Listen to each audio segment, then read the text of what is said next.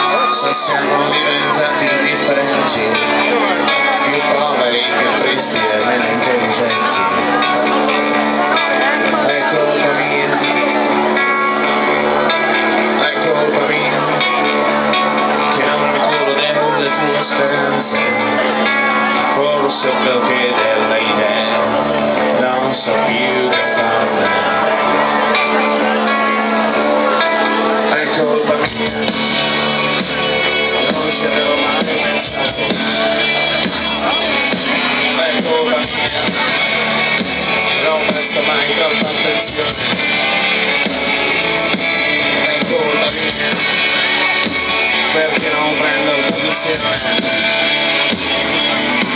è colpa mia, mi crolla il mondo addosso se ci penso, non me ne frega niente.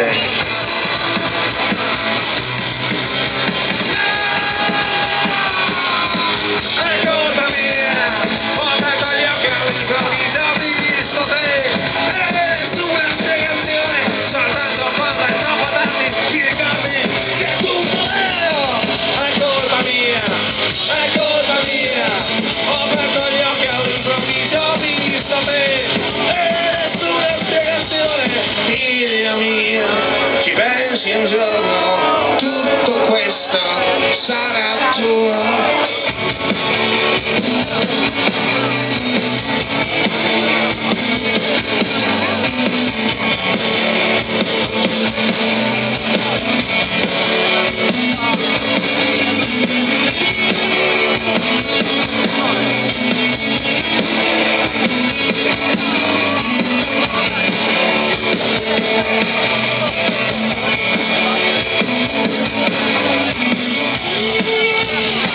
Neppure se ti vedo piangere riesco ad essere felice, neppure se ti parlo veramente quando ti dico che per me non conti niente, neppure tu.